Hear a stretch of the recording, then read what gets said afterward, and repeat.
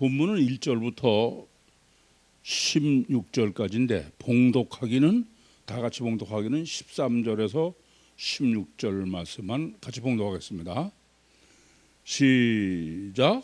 도망한 자가 와서 히브리 사람 아브라함에게 고하니 때에 아브라함이 아모리 족속 마므레의 장풀 근처에 거하였더라.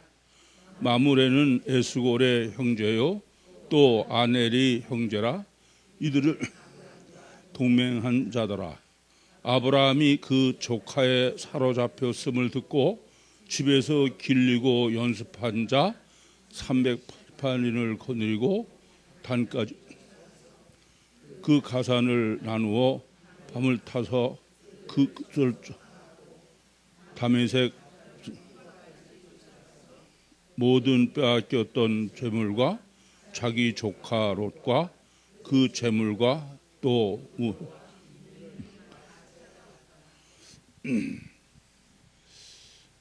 지금 1절부터 12절까지는 뭐 많은 나라 왕들이 기록되어 있습니다.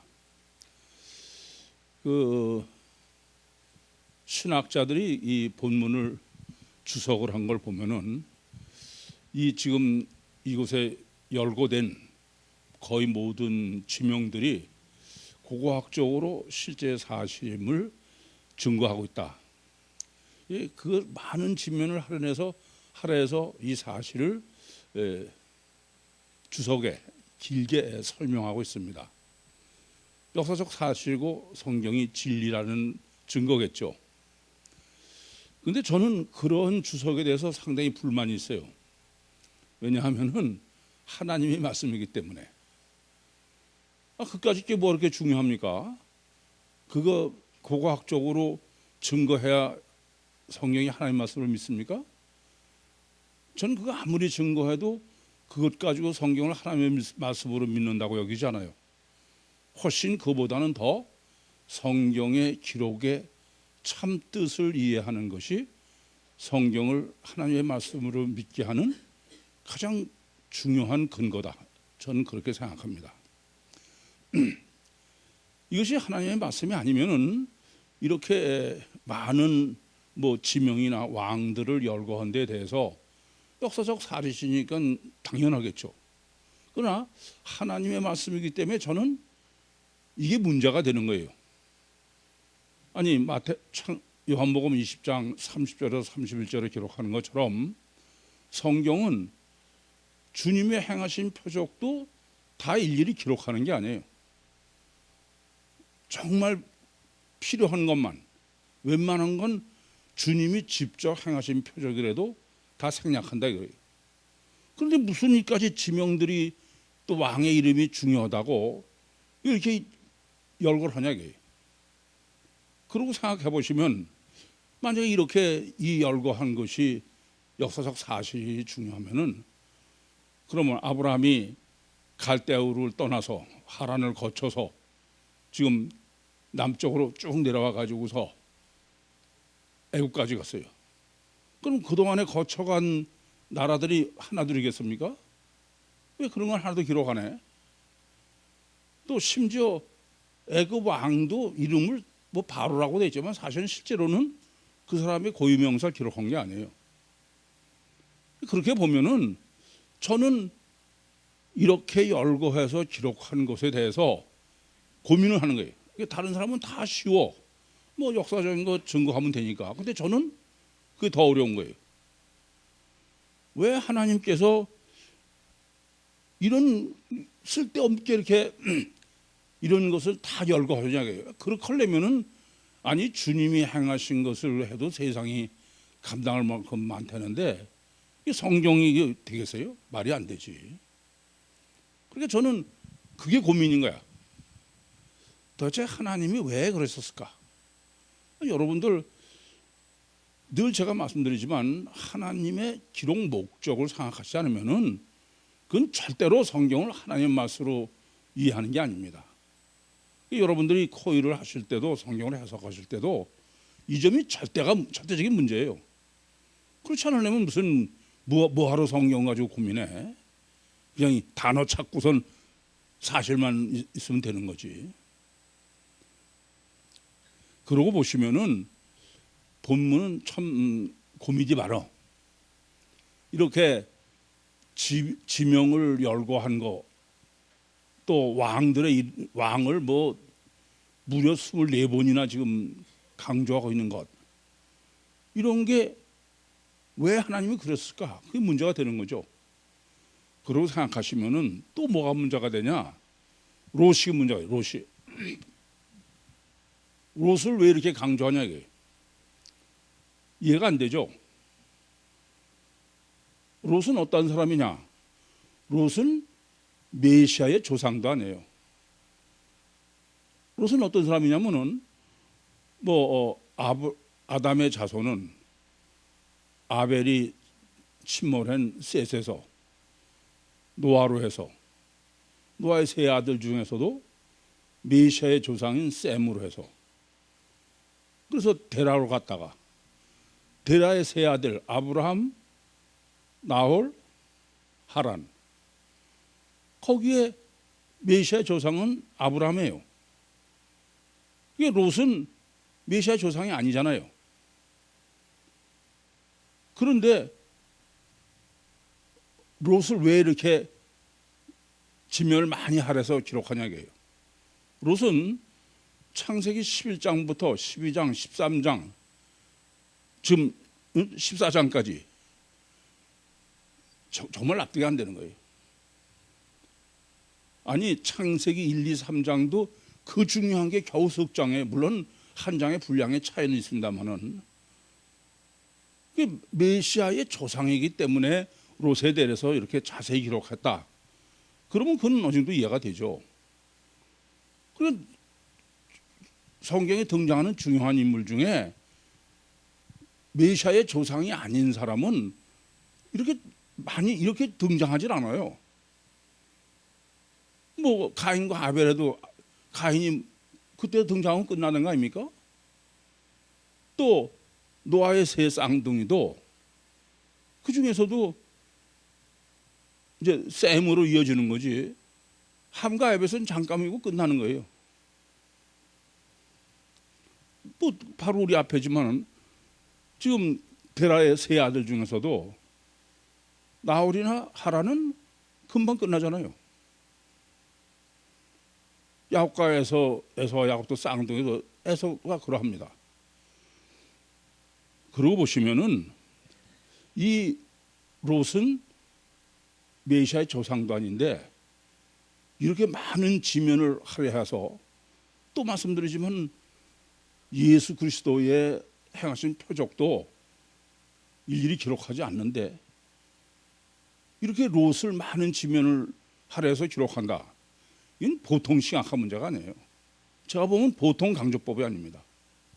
이런 생각을 안 하고 성경이 하나님 말씀이다 그렇게 해석하는 사람은 제가 보면 그는 아무리 성경을 뭐 가장 정확하게 하고 고고학적으로 증명하고 별소리 다 해도 그건 성경을 해석하는 게 아니에요.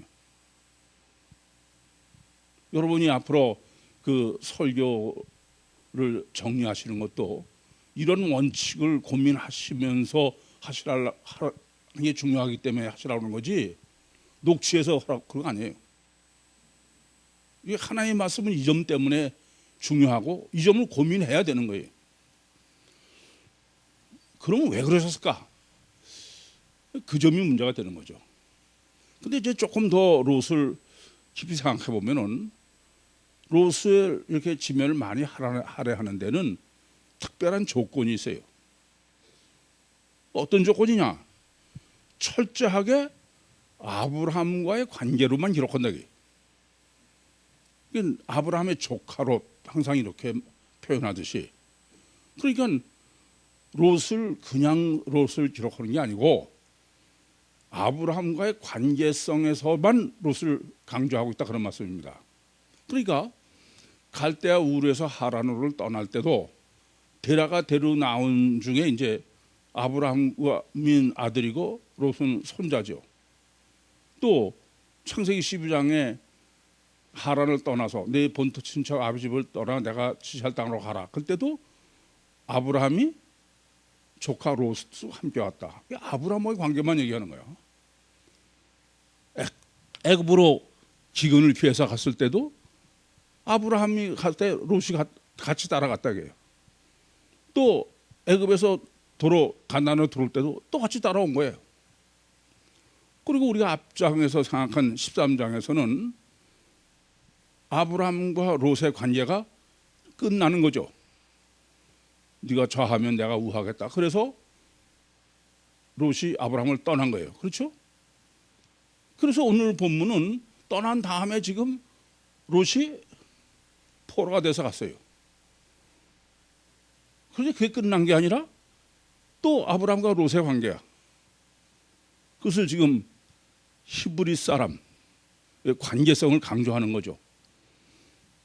도망한 사람이 아브라함한테 가서 고했더니 아브라함이 밤을 타서 가서 습격해가지고서 도로 조카 롯을 찾아왔다.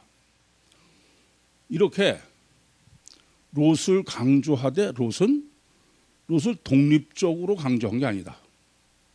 그걸 혹시 잘못 롯을 정립할까 봐 창세기 19장에 소돔과 고모라를 멸망시킬 때 창세기 19장 29절에 하나님께서 아브라함을 권념하사 롯을 소돔과 고모라를 멸망하는 데서 끌어냈다 그래요. 철저하게 롯의 신학은 아브라함과의 관계성에서의 신학을 정립하라. 이것을 저는 일반적으로 코끼리다 그렇게 말씀을 드리는데, 이런 것을 배제하고 그냥 무슨 한 절 그 아무리 정확하게 해봐도 그건 성경 해석하는 게 아니에요. 하나님이 롯을 강조하신 의도를 모르면은 하나만 하죠. 안 그렇습니까? 그렇게 이제 여기까지 제가 정리해 드리면은 여러분도 야, 그거 참 희한하다. 이게 메시아 조상도 아닌데 왜 이렇게 롯을 강조하고, 또 롯은 매번 항상 아브라함과의 관계성으로만 지금 설정해서 그렇게 지금 하고 있을까? 그것은 바로 롯의 신학을 정립하는 전제 조건이에요. 우리가 13장에서 아브라함을 이제 롯으로부터 구별했다 그랬어요. 그래서 롯이 먼저 떠난 후에 아브라함에게 축복을 하셨다. 거기까지를 지난 시간에 우리가 정립을 했습니다. 그런데 하나 더 정립할 게 있습니다. 아브라함은 무슨 의미라고요? 메시아예요. 하나님을 상징하는 거야. 그러니까 롯은 그럼 어떤 사람이냐? 롯은 아브라함을 떠나는 거예요. 그러니까 아브라함하고 같이 있다가 아브라함을 떠난 거예요. 무슨 말씀이냐면 롯으로 하는 신학은 하나님이 사람을 창조하실 때 창세기 2장 7절에 여호와 하나님이 참 흙으로 진흙으로 사람을 지으시고 생기를 그 코에 불어넣으셨다. 이 사람 창조, 이걸 보이도록 지금 한 게 누구예요? 아브라함과 롯이다 이런 말이에요. 그러다가 롯이 아브라함을 떠나요. 롯이 떠나는 게 아니라 아브라함이 떠나라는 거죠. 원죄는 하나님의 설계예요. 이미 정립해드렸죠. 그러니까 지금 그 롯이 아브라함을 떠나는 창세기 13장은 하나님을 떠난 아담 후손이죠.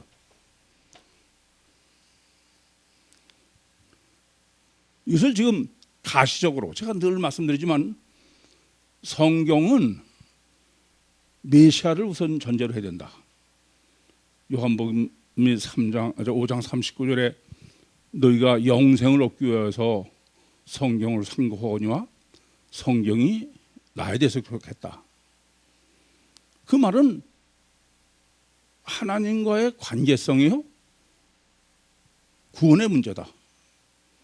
이게 워낙 구원론이 잘못되니까 하나님은 아주 처음부터, 그래서 그 창세기 5장 1절 이하의 아담의 후손의 족보가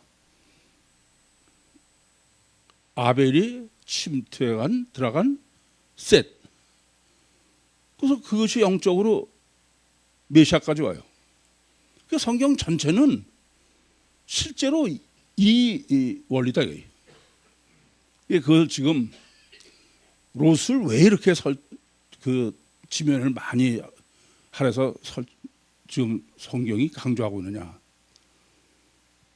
원죄 신앙이 원죄를 정립하지 못하면은 그건 전혀 아무런 의미가 없어. 롯 자신이 아니다.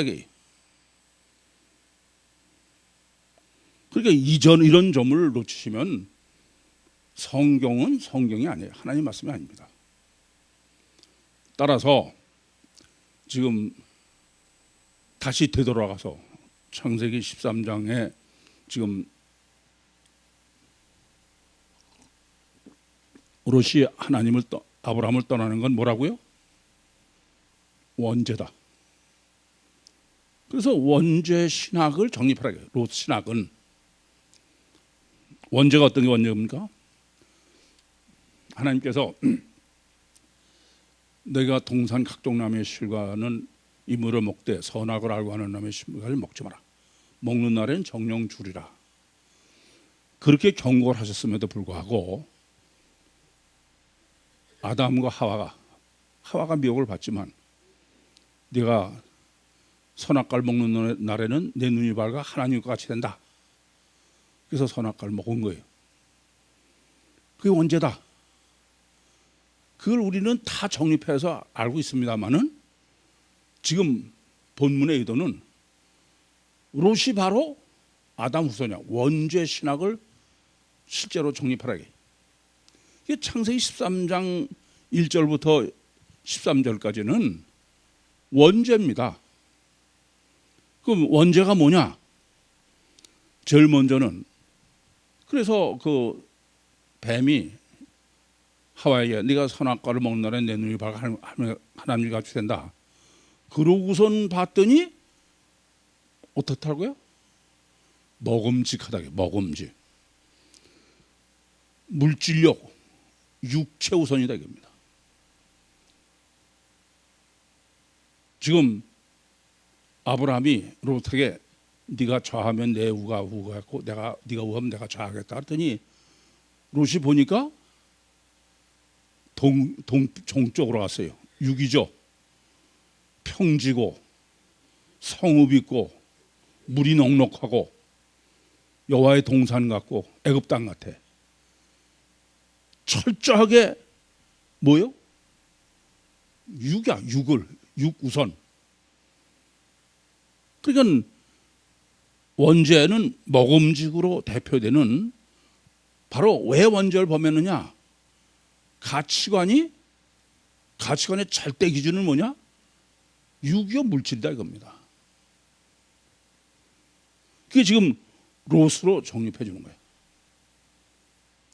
두 번째는 먹음직하고 그다음에 어떻다고요? 보암직이야. 창세기 13장은 이렇게 기록해요. 롯이 눈을 들어 요단 들을 바라보니 그랬더니 어떻다고요? 물이 넉넉하고 평지고 성이고 여호와의 동산 같고 애굽 땅 같더라. 분별의 기준이 뭐예요? 보는 게 가시적 결과만이 기준이야. 그게 원죄를 범하게 된 근본이다 이겁니다. 그러니까 원래 하나님이 창조해서 놓으셨을 때는 창세기 2장 25절에 기록하는 것처럼 인간은 영적으로 원인론이요 그런 사람을 해놓으셨어. 그런데 왜 원죄를 범했느냐? 가시적 결과만이 절대이기 때문에. 그게 지금 롯으로 설정해서 정립해야 되는. 그러니까 원죄 신학을 정립하지 않으면 그건 아무 소용이 없어. 왜요? 궁극적으로 원죄에서 구원인데. 그러니까 지구상의 유신 종교가 구원론을 전혀 원죄의 구원론으로 생각하지 않고 자범죄니까, 그러니까 롯도 다른 건 아무 의미가 없죠. 전부 자범죄지. 세 번째는 먹음직하고 보암직하고, 그 다음에 어떻게 해요? 지혜스럽게 할 만큼. 지혜는 뭐라고요? 지배욕이야, 지배욕. 그래서 인간은 다 강자가 되려고 그러는 거야. 큰 사람이 되려고 그래. 높은 사람이 되려고 그래. 왕이 되려고 그러지 종이 되려고 그러지 않아요. 그게 이제 이따가 정립할 왕이야, 왕. 왜 이렇게 지금 본문이 왕을 무려 24번이나 강조하냐. 지배욕이죠. 꼴이 다고 종이 되려고 그러는 사람 하나도 없어. 그래서 창세기 3장 5절 보고도 내가 눈이 밝아 하나님께 된다. 그 말은 최고왕이다, 최고. 능력 중에 최고의 능력이 뭐예요? 의미가 왕이야. 그래서 메시아도 제사, 대제상, 선지자, 왕인데 꼭 왕이라는 그 강조하는 이유는 셋 다 메시아입니다. 가장 중요한 게 뭐다? 능력이라는 의미야. 그래서 지배욕이요, 출세욕이야. 인간은 바로 이렇게 물질욕, 명예욕, 지배욕. 이게 어린애들도 놀랍잖아요. 그래서 오늘도 그냥 아파서 애가 쩔쩔매던 애가 지가 오늘 대장이래. 목숨을 하고 나와서 대장 노릇하고 가는 거야. 막대기 하나 드는 거 가지고.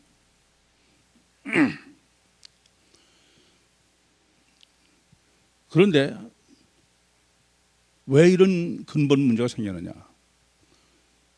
아브라함이 네가 좌하면 내가 우하고 네가 우하면 내가 좌하겠다. 그런데 누가 먼저 선택해요?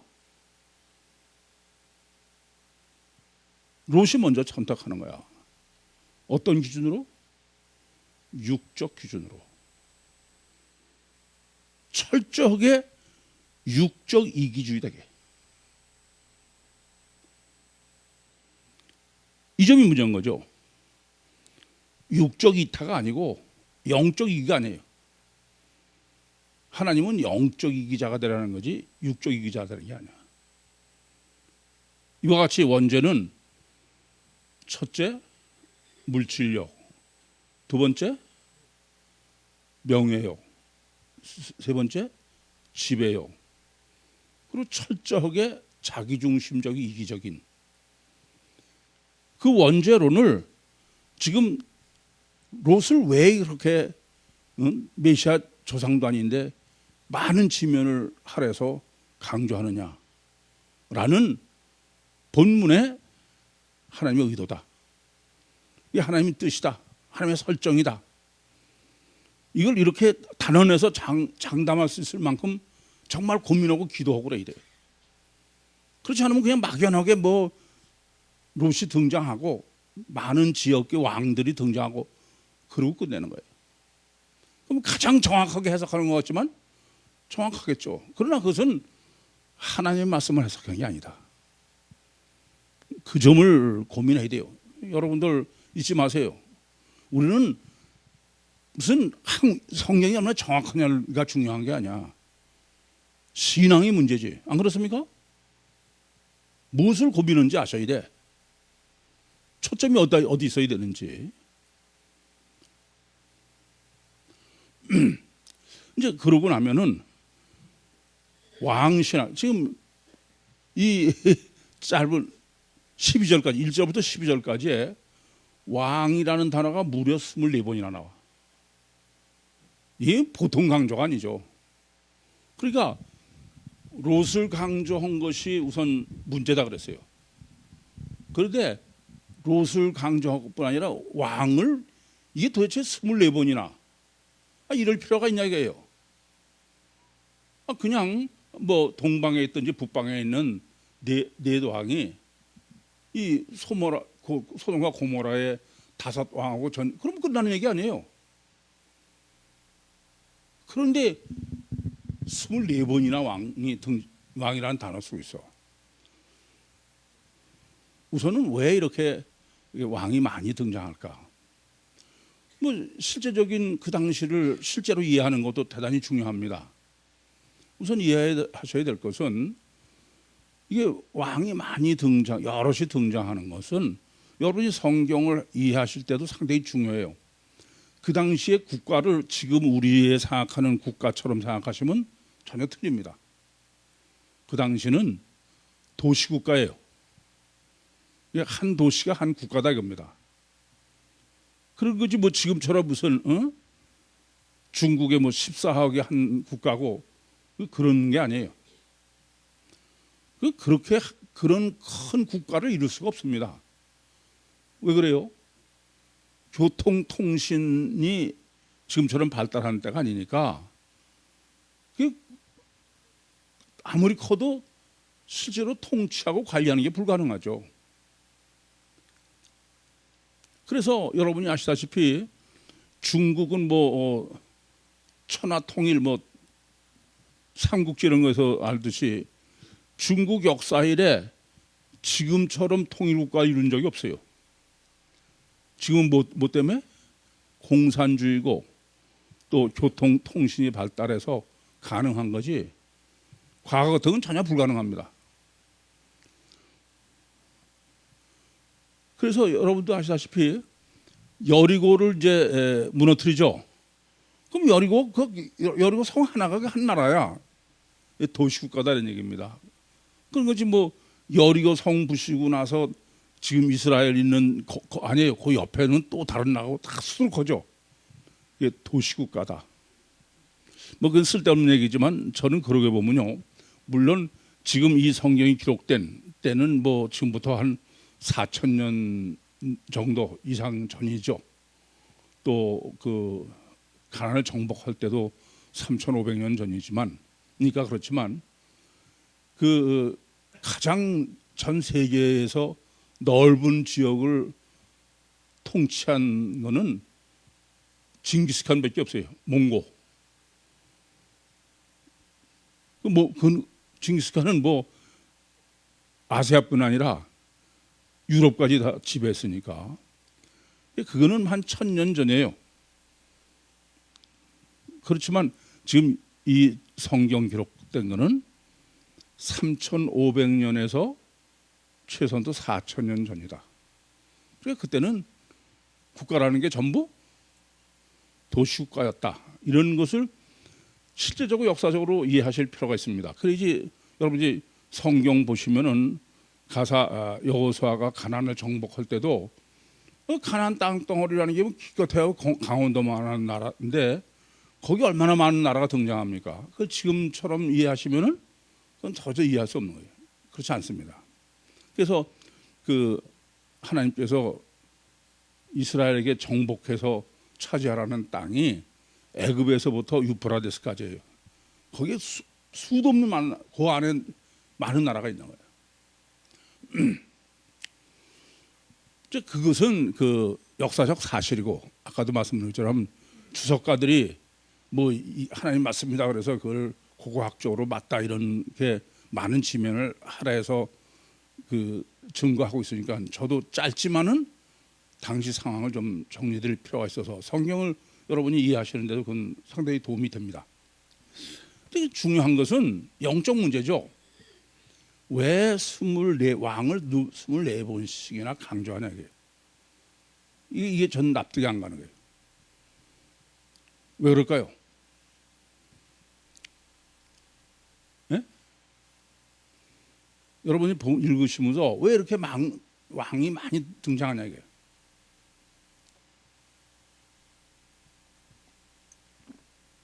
그 생각 안 해보세요? 그럼 뭐하러 성경 읽어? 생각 안 하시면 성경 읽는 건 성경이 있는 거 아니야. 조금 전에도 말씀드렸지만 왕이라는 의미는 뭐냐면요, 최고의 능력자야.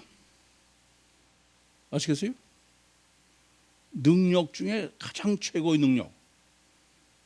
아니 사울왕 때도 그렇잖아요.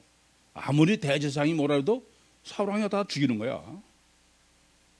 지금도 뭐 아무리 뭐라도 소용없어. 대통령이 그냥 그렇잖아요. 예, 최고 강자의 최저 능력자다. 근데 그 최고 능력자라는 거는 제가 왜 전능장은 몇이어야 돼요? 하나밖에 없어야 돼. 전능자는 둘은 있을 수가 없다 그래요. 그래서 율시인다 그랬어요. 왕은 원칙적으로 둘은 공존 못하는 거야. 최고가 둘이 어디 있어? 이렇게 지금 왕을 많이 열거하는 거는 전쟁이 있을 수밖에 없다 그래요.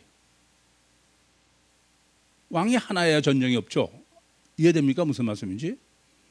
삼국지도 서로 왕이 되겠다고 하나가 되려고 싸우는 거예요, 그게.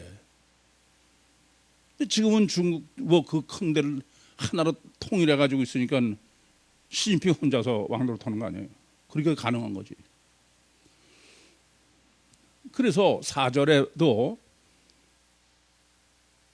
조공을 바쳐야 되는 게 물질력 때문에.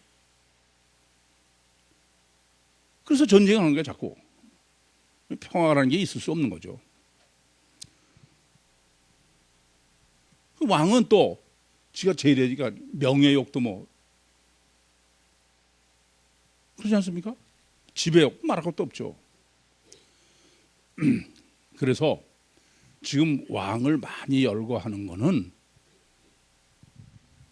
전쟁이 쉬지 않는다. 그러니까 인류 역사는 평화한 때는 없어요. 엄밀하게 전 세계를 따져보면 하루도 평화하는 날은 없어. 여기서 전쟁하면 저기서 전쟁이고 느리는 거지.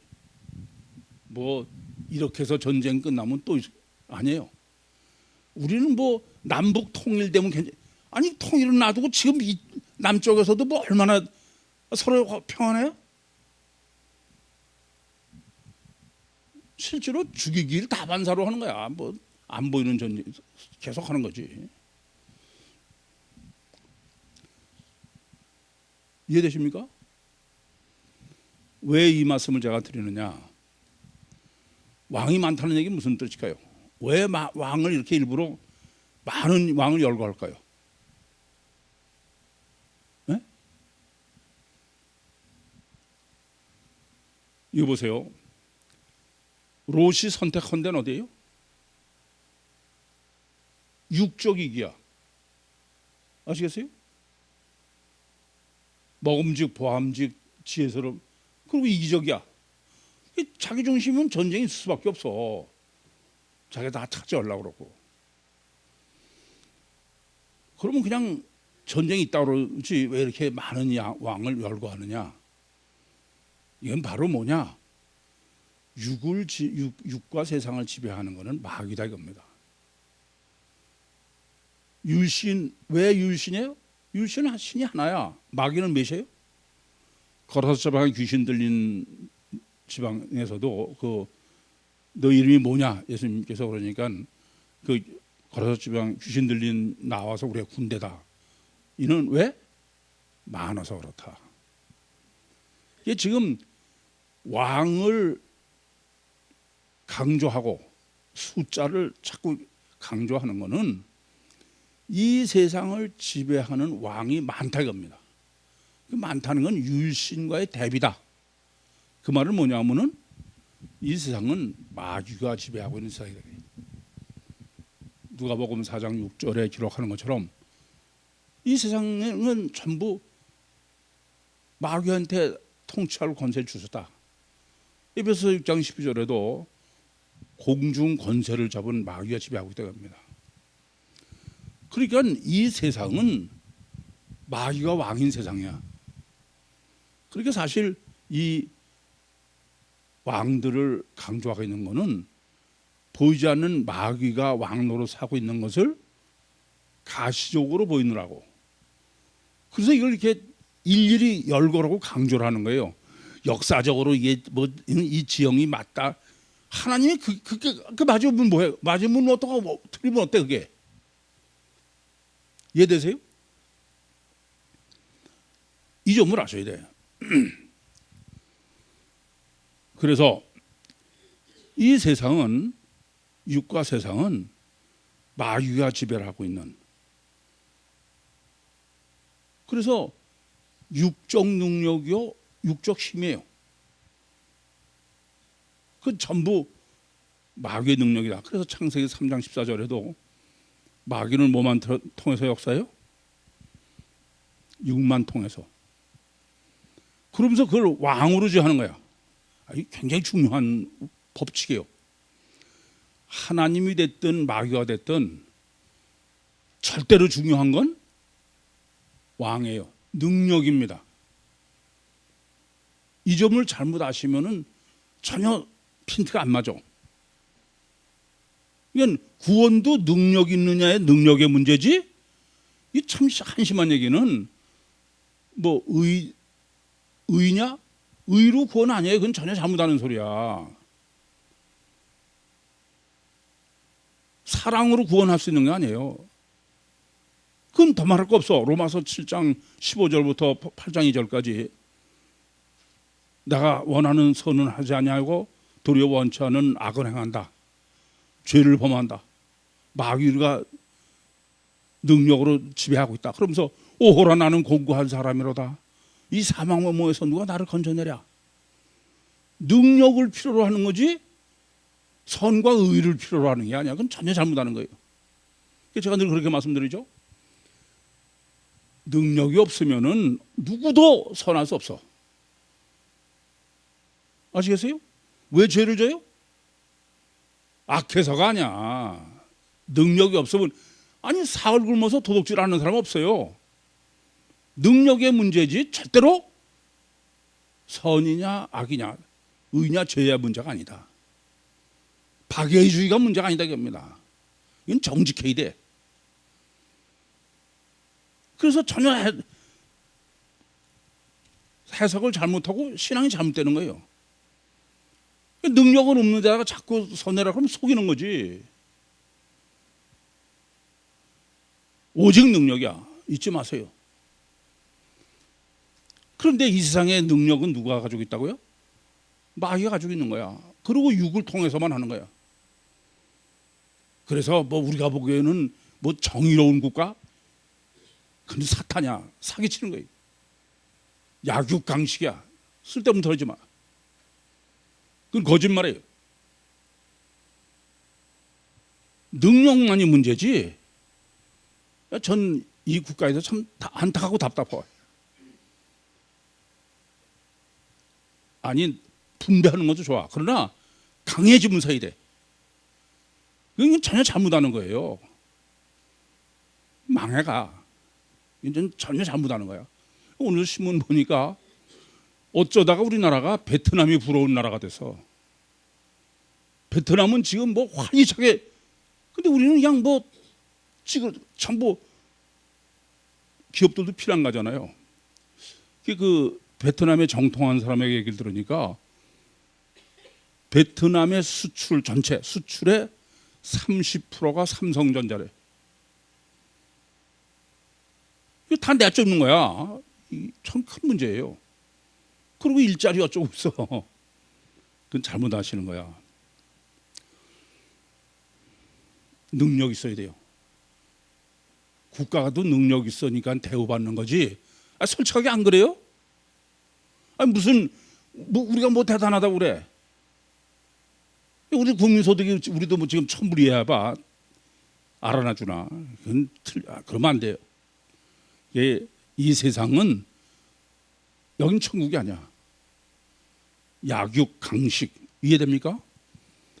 그래서 뭐 중국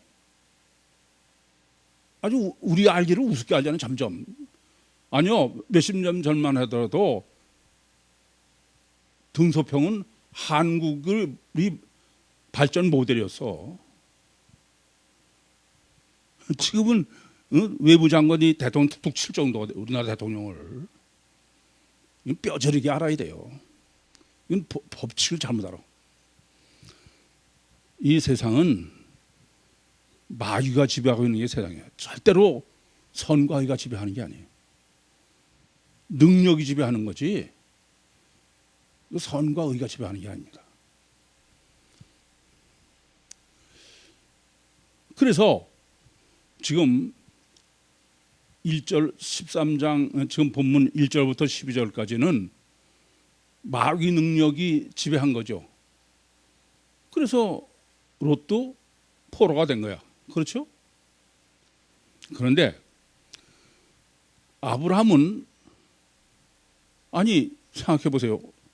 뭐 동맹한 사람을 같이 갔다고 그러지만 뭘 강조하냐면 집에서 길리고 훈련한 318일이래. 이 318일을 강조하는 거는 극소수죠. 조금만 인구를 가지고 아니 그 왕들이 그 앞에 어떻게 열거합니까? 모든 여러 민족을 다 그렇게 승전한 그런 왕들이야. 그러니까 육적 능력은 대단한 왕들이다 그런 얘기예요. 그렇지 않습니까? 근데 겨우 318인 가서 아브라함이 그 왕들을 다 전쟁에서 이긴 거야. 어떻게 가능할까요? 뭘 강조하려고 할까요?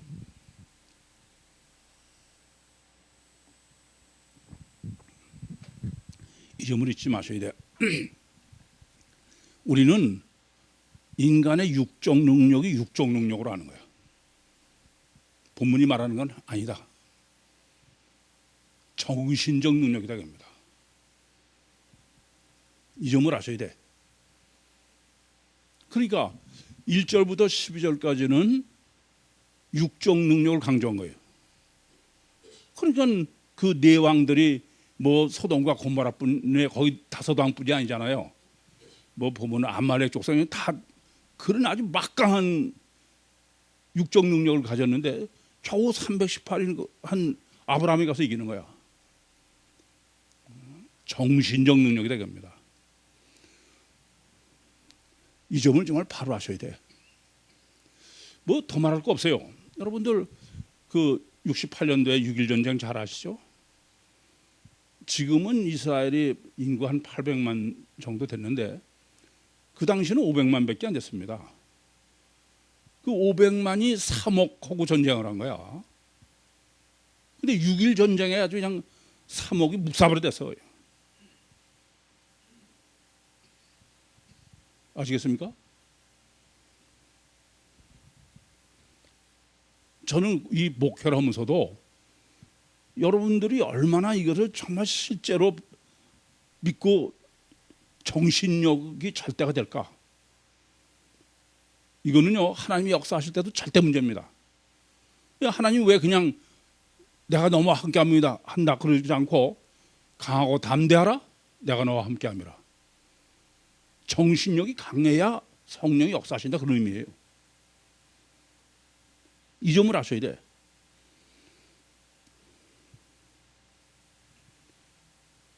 겨우 500만이 지금도 뭐 800만 정도 이스라엘 인구가 800만 정도 돼요 지금.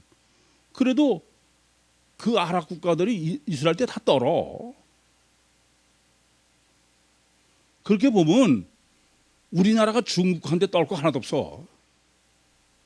정신이 안 됐으니까 그렇지. 뭐 14억? 14억 뭐 어떻다는 거야? 그 정도 돼 있지. 이게 참 제가 보면 한심해.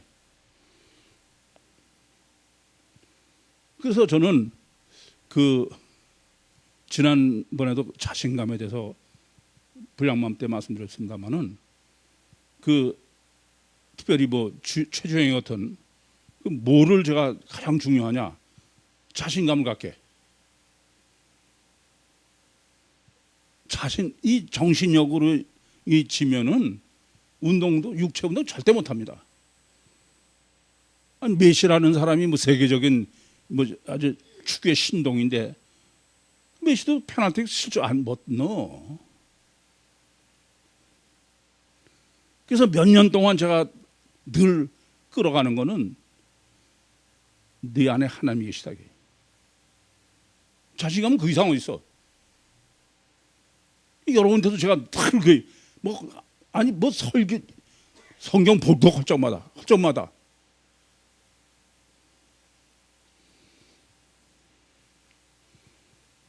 그런데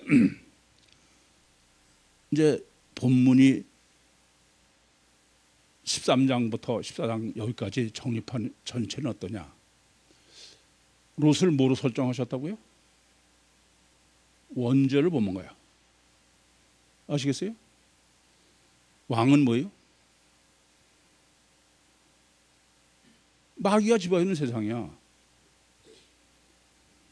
그러면 지금 롯이 마귀 왕들에게 포로가 된 거야.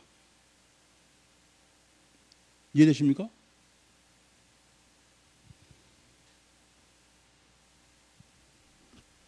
이 상태죠.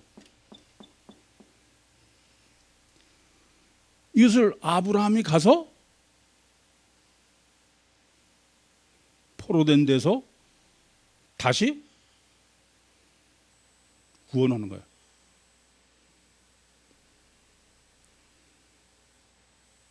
아브라함으로 설정하는 거는 메시아 구원이다. 그렇지 않고는 무려 지금 다른 건 다 빼고도 13장서부터 여기까지 롯과 왕을 강조하고, 그러고선 아브라함이 가서 롯을 구원해내고 원죄 구원의 메시아를 아브라함의 구원으로, 롯을 구원으로 설정해 놓은 것이다. 그래, 그건 제가 볼 때는 그래야 완벽한 해석이야. 아무리 고고학으로 증거하고 그렇다고 바로 해석한 거 아니야. 다시 말씀드리지만, 오호라 나는 공고한 사람이로다. 이 사망의 몸에서 누가 나를 건져내랴.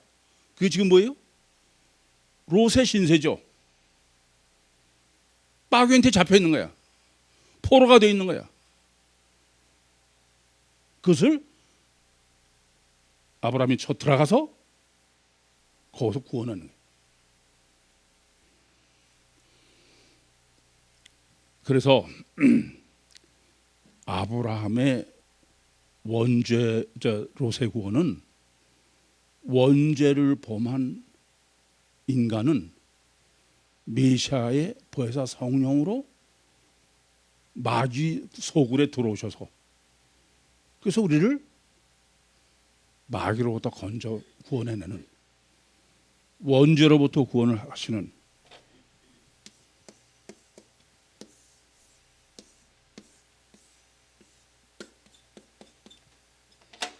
이 실제를 지금 아브라함의 포로와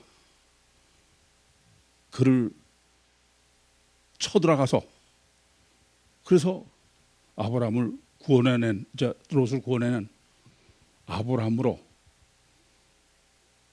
메시아의 구원을 계시하고 있는 것입니다. 성경은 또 말씀드리지만 창세기 5장 1절부터 마태복음 1장 17절까지 메시아 구원론의 직선상에 있는 거예요. 이런 점을 코끼리를 고려하지 않고 성경은 아무리 해석해도 그건 성경 해석이 아니에요. 항상 성경의 기록 원칙을 잊지 마시기 바랍니다. 그래야 성경을 해석할 뿐 아니라 하나님이 함께 하시는 우리 삶까지, 하나님의 역사하시는 삶까지, 구원하는 삶까지 이루게 되는 겁니다. 질문 있습니까?